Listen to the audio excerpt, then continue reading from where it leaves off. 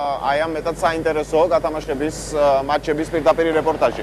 მე რამდენადაც ახლა ვხედავ მზად არის უკვე ჩემი კოლეგა მიხეილ დუმბაძე, იმისთვის რომ განახორციელოს პირდაპირ ჩართვა, მიშა მოგესალმები, გამარჯობა. მოგესალმები სანდრო, მართლა ძალიან საინტერესო შეხვედრის ხილვის საშუალება იქნება გულშემატკივარს. ჩემთან ერთად იბერიას კაპიტანი გოგა ალთუნაშვილი და ალგოს ერთ-ერთი ლიდერი უთა კაკაბაძე არიან. თავდაპირველად გოგა, როგორი მოლოდინი გაქვს ამ შეხვედრის წინ, რამდენად დაძაბული იქნება, როგორ ფიქრობ?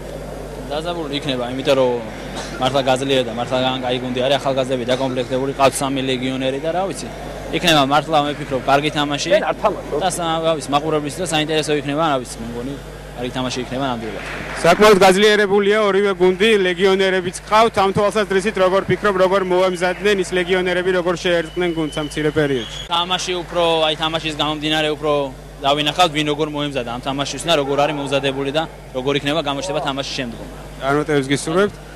უთა, შენი განწყობა როგორია თამაშის წინ? მართლაც ძალიან ტიტულოვანი მეტოქე გყავთ, რომელიც რეგულარულად იგებს ეროვნულ პირველობას. თქვენი ამბიციაც ძალიან დიდია წელს.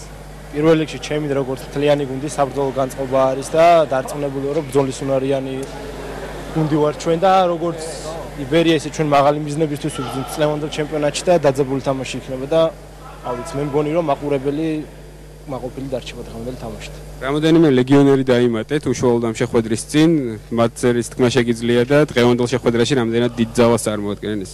პირველ რიგში მართლაც რომ გამოსტილი მეკარე გვიდგას კარში, ორი ბრაზილიელი ჩამოვიდა. მე მგონი რომ გამოსტილება შეხვდა. უკნიდან ვარდნა გულცად შეეხება თუ არა, უკვე აუცილებლად ანუ ეს შეუძლებლად როგორც და მეკარეს რაც შეეხება, თავის 6 მეტრიან ზონაში მას შეუძლია თამაში ვარდნაში ფეხით, მაგრამ ბურძეც რო გამოვიდეს გარეთ, უკვე აუცილებლად ჯარიმა.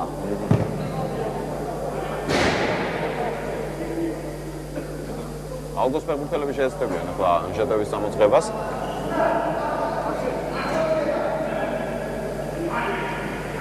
შემატკივრები ემატება და იგნეულმელა ის სიცარიელე ივსება და ივსება. აი კონტრიერში გამოვიდა ალგოს, მაგრამ ძალიან კარგად თამაშია. საბირაძე.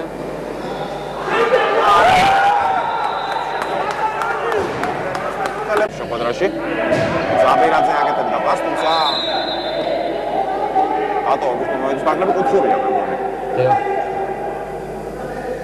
სტანდარტებს ისევე როგორც დიდ ფეხბურთში აქაც ძალიან დიდი მნიშვნელობა ენიჭება. ხო, და დიდი მნიშვნელობა ენიჭება და აქაც რო გითხრათ ძალიან ბევრი გოლი სტანდარტული და 2-0.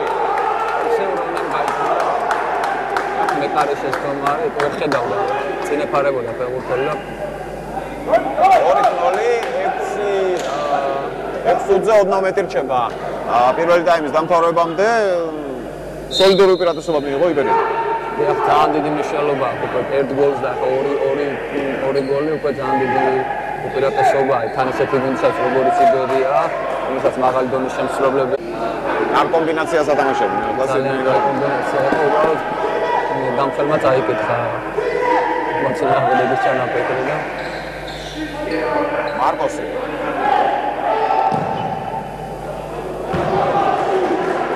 და ისეთი ორიგინალური გადაწყვეტილება იყო, მე ვიტყოდი.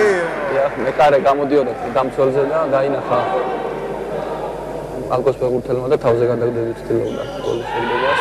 ძალიან სასწაულებელია. ანუ ასეთი სიტუაციებიც არის. კი, ოღონდ ძალიან იშვიათი.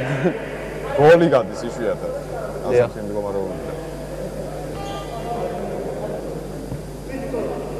ზაბირაძე, რონი.